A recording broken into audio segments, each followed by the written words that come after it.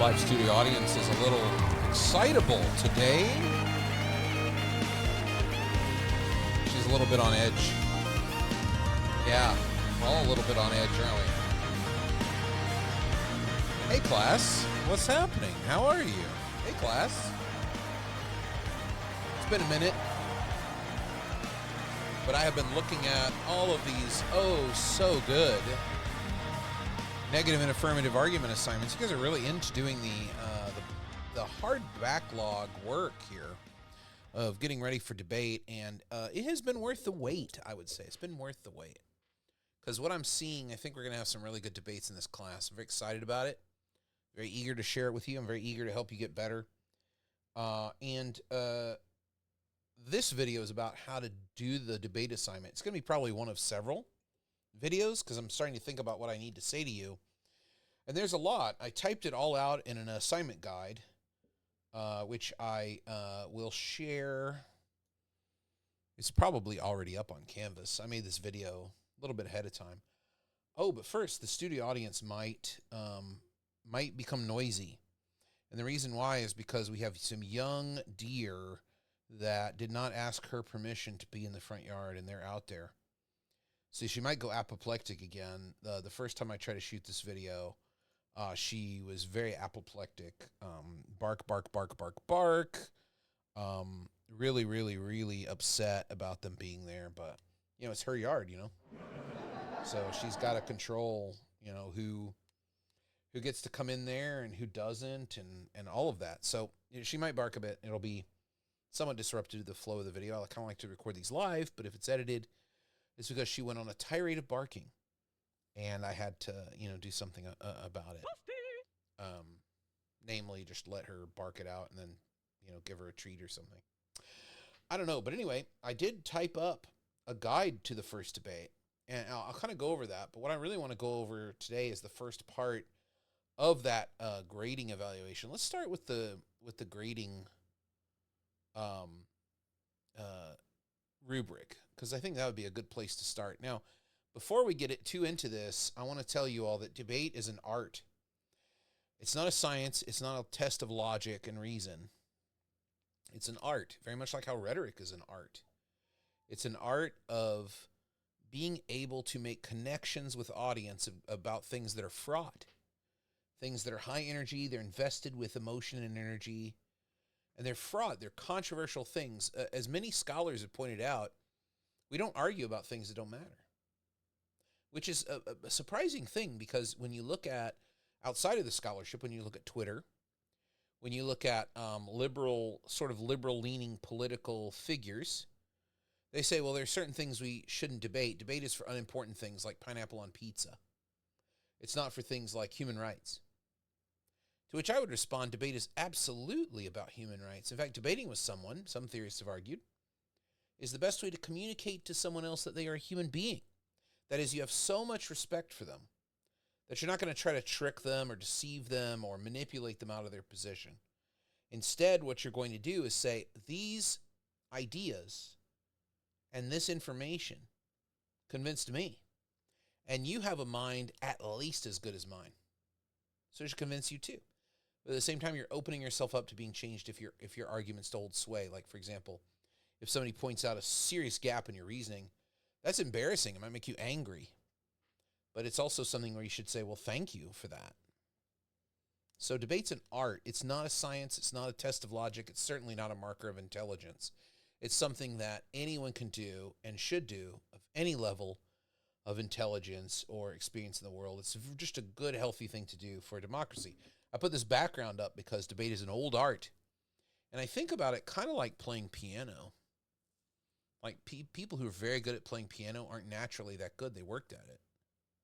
They practiced and studied with a master.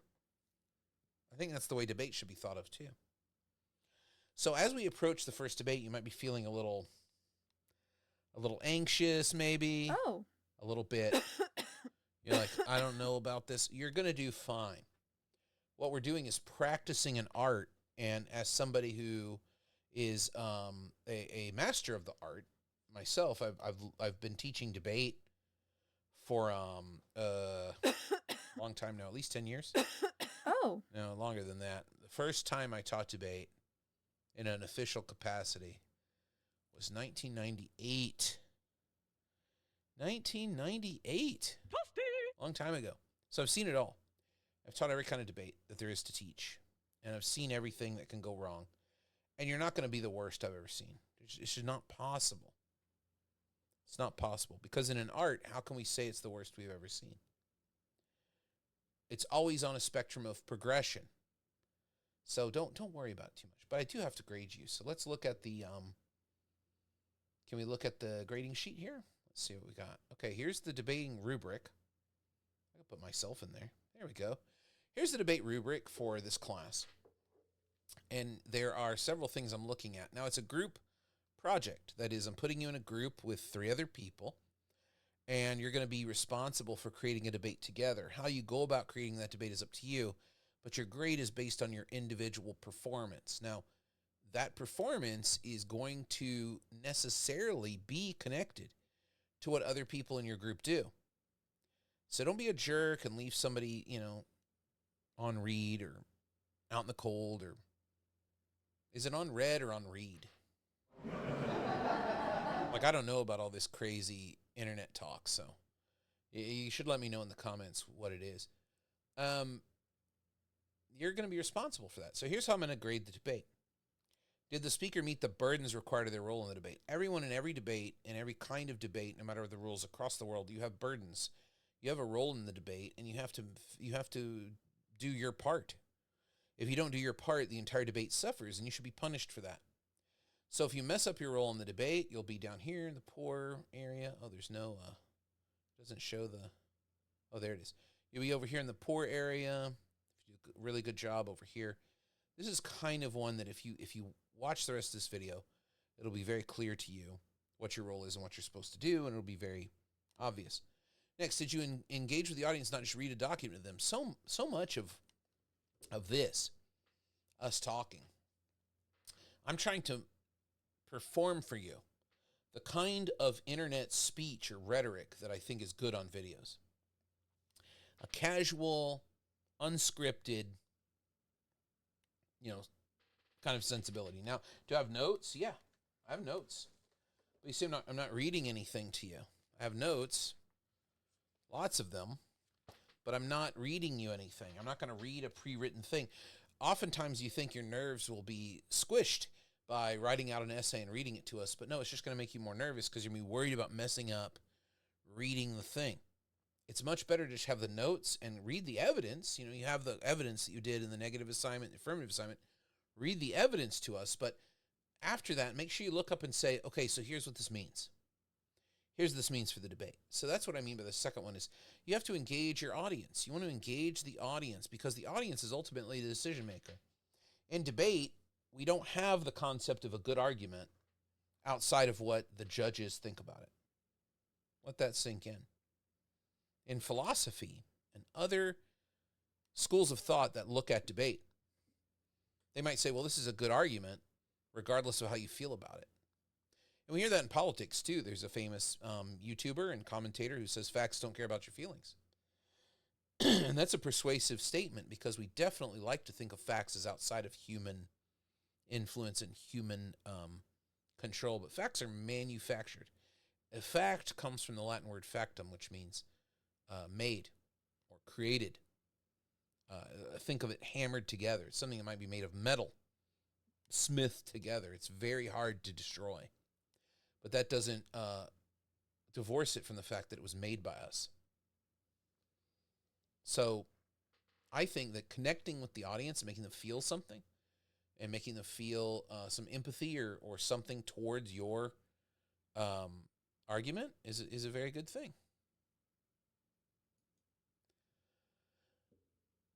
Did the speaker interact with the other speeches in the debate when possible? This means referring to what opponents and their partners said in the debate. If you're the 1AC, the very first speaker, you're not going to have this opportunity, but you're also going to be giving the 1AR. So that's what's going to be graded there. Did you mention what the other people in the debate said? Did you also mention what your partner has said? Vital to a debate to keep that continuous thread, to keep the flow, the thread moving through the debate. so that we know that you're paying attention and that you're telling us what it is that we should be attending to carefully. Did the speaker explain the connection between evidence argument and why the evidence and argument, it should say? Oops. Yeah, we're live, people.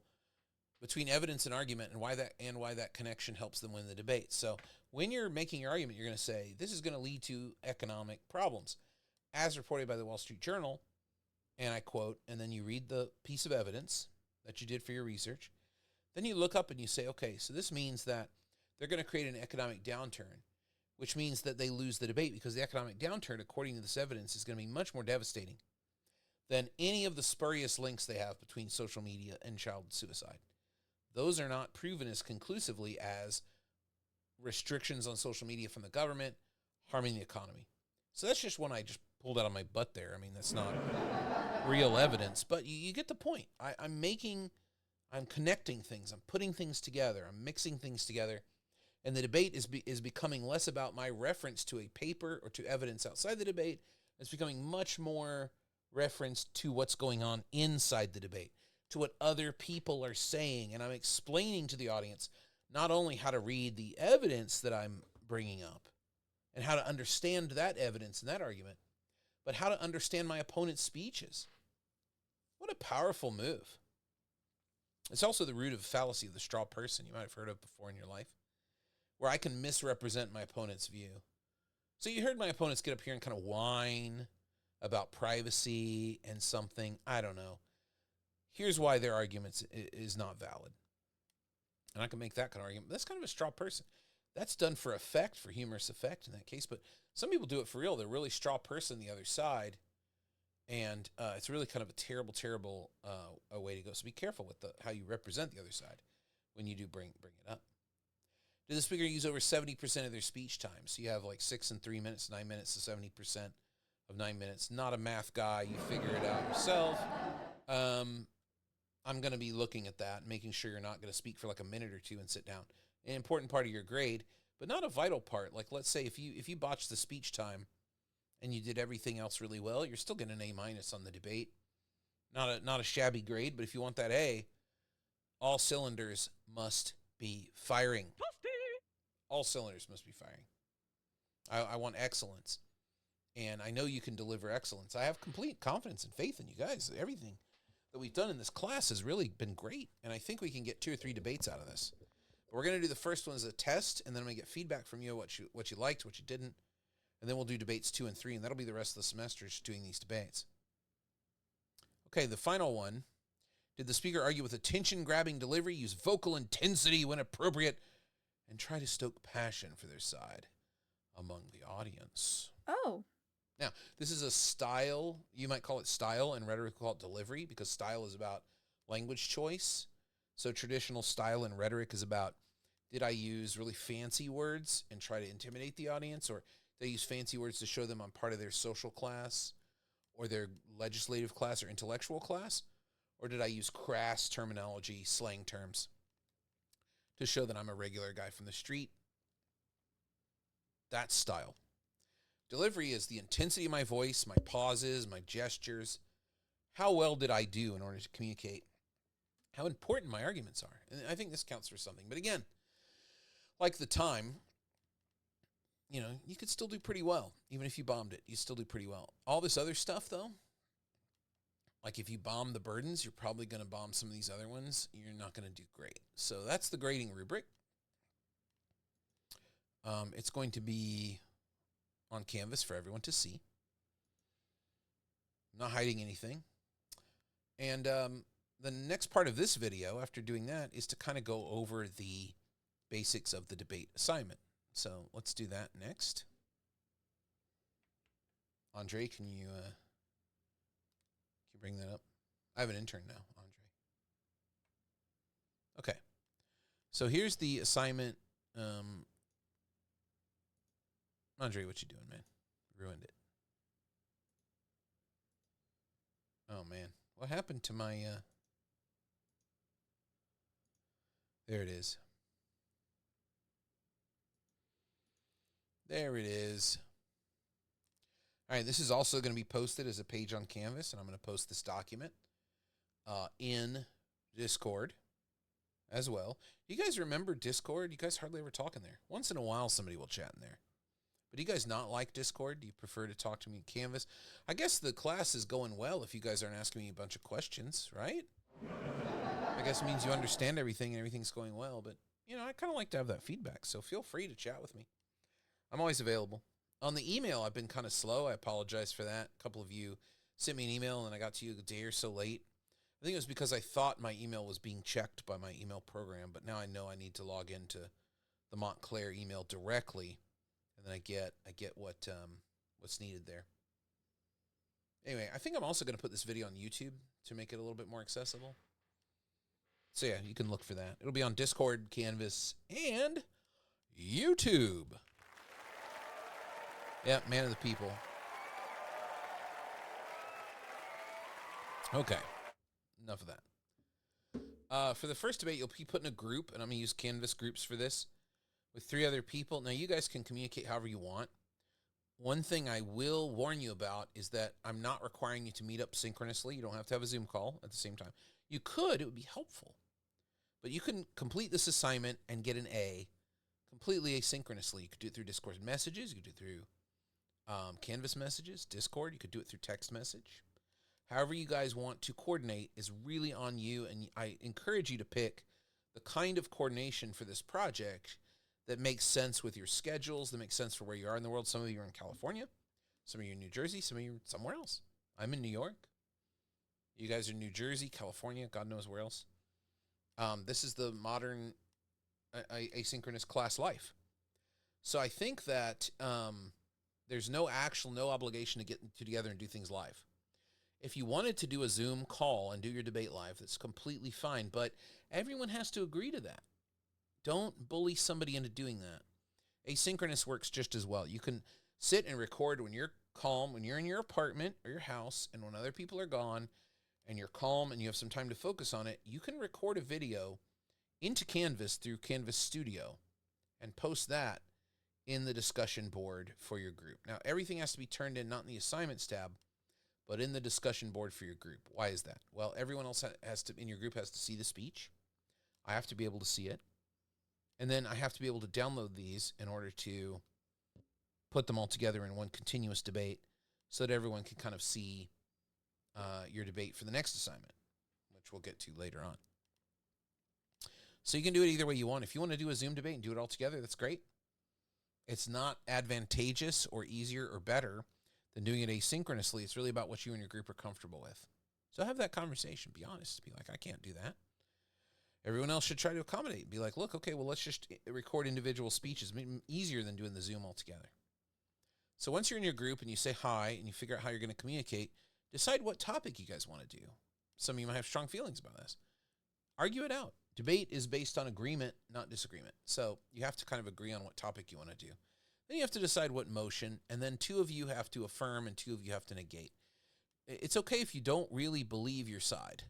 If you don't really believe your side, that's fine, because debate education assumes that you learn by doing the other side. And I'll do a separate video on that about kind of how to put together arguments and stuff. I might talk about it in here. It's called Inum Tramque Partem. That's Latin for 2-sided arguments. And it was a way of thinking. The Romans really pushed it. It's a way of thinking to where you have an issue and you think, okay, what's the argument for it? What's the argument against it? What's another argument for it? What's another argument against it? And that helps you understand everything you can think of circulating around it.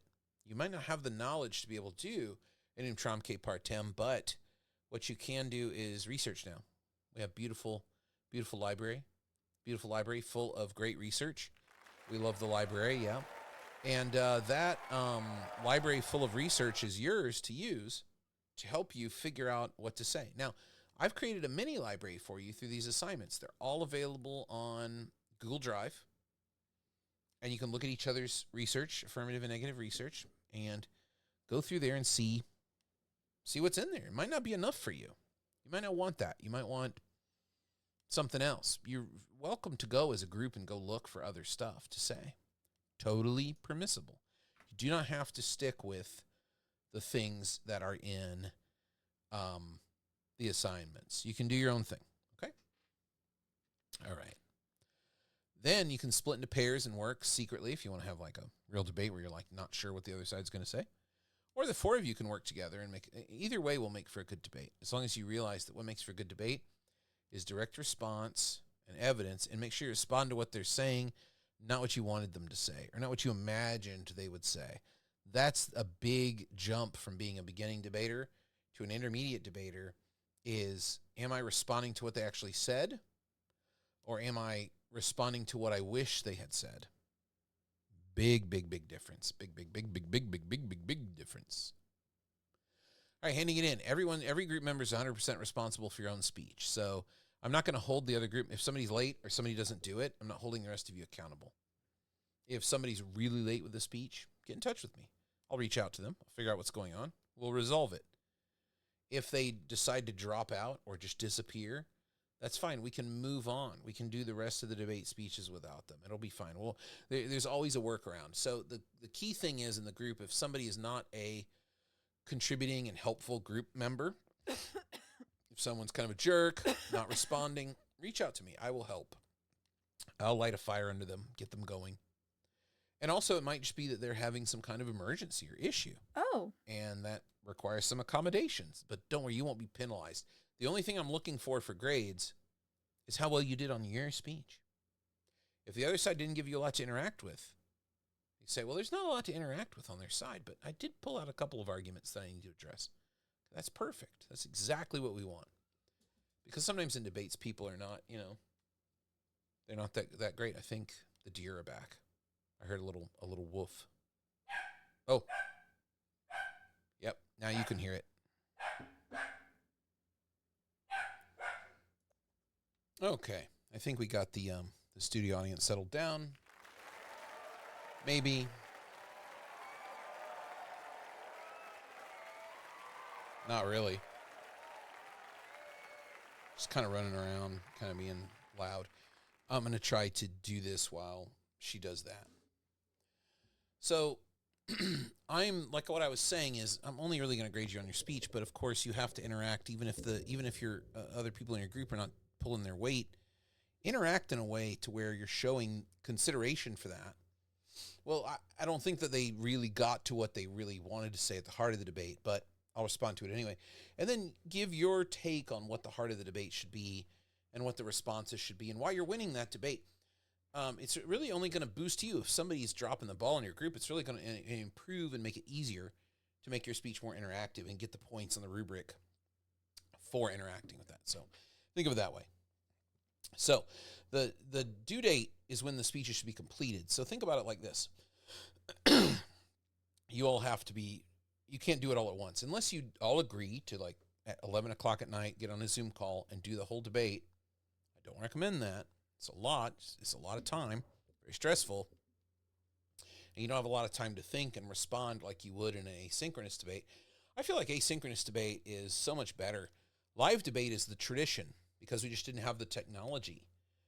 We could have done debate by mail or something, like chess by mail. We could have done debate by mail where somebody records a speech, they email it, send it off. Or they mail a cassette. Do you guys remember cassette tapes? Of course you do. You're like born long after cassettes were dead. You could mail a recording to somebody. They could listen to it, mail one back, and you could do debate by mail. That never happened, but I always thought it'd be a very funny kind of way to do it, especially since chess, which is often compared to debate as a test of logic and reason. I don't know if chess holds up in that way. Debate definitely is not a test of intelligence or reason or logic. People can excel at debate and be some of the dumbest thinkers you've ever met in your life. Trust me, I know from being out there in the competitive debate world for so long. You can be really, really good at something and really, really bad at understanding the larger application of it.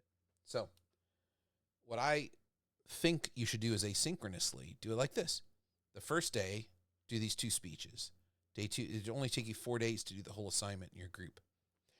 So you'll see the due date, and then you can decide what 4 days you want to do the videos, upload the videos to the discussion board. Everything is good. So make sure you give them time. Within a 24-hour period, I think is enough time. So after day 1, these 2 are posted, maybe less than 24 hours here, because 1AC would be posted. You want to get the 1NC up within that same 24 hours. So let's say they post at 1 p.m. You'd want to do it before 1 p.m. the next day or even sooner to get day 1 out of the way. So this way you do 2 a day. It's only 4 days. It would take you 8 days if you did 1 speech. And then I don't know if you want to do it like that, but you could, but I would not recommend it. But, make sure you all agree to the same schedule. If you have a weird schedule, just make sure that there's agreement and that there's a log of that agreement. Put it in the discussion board, have a discussion board topic, be like, we all agree to do it this way. And that way, when you complain that somebody didn't meet the burden, they can't say, well, I didn't know that that's what we were doing. Just make sure everybody consents to that and everybody understands that. And then after the debate, I'll take all the clips and edit them into one video, and that will be that. So that's the gist of the first debate assignment. This video is already way too long, so I think I'm going to call it there. But that's how we're going to do the first debate assignment in this class, and that's how I think asynchronous debate ought to work. It ought to work like that, to where people post the video and then post the video response and give some time to think about it. It really makes debate a lot more pleasurable and fun rather than this kind of overhyped, like thinking on your feet, instant response kind of thing. I think it's kind of overblown, especially in this day and age when all we have is like a news cycle of immediate events and what's next, what's happening, and overwhelming, difficult news about the world that has us kind of all at a fever pitch of anxiety. It might be better to hear an argument and then reflect a little bit on what the best response is to that claim. And asynchronous debate provides a great way to practice that in a compressed amount of time, because you don't want something to sit for a very long time to where it becomes irrelevant. You want to respond as long as it's still kind of relevant to respond. So that's the outline for assignment 1. That's how assignment 1 is going to go. Let me know if you have questions. Debate assignment 1 is coming up. We're here. We're going to be doing debates now. I hope you're ready, guys. I hope you're ready. I'm ready. I'm very excited to see you guys do this, and I hope you love it as much as I do. Next video will be about specifics on the rubric. See you for that one. Bye, everyone.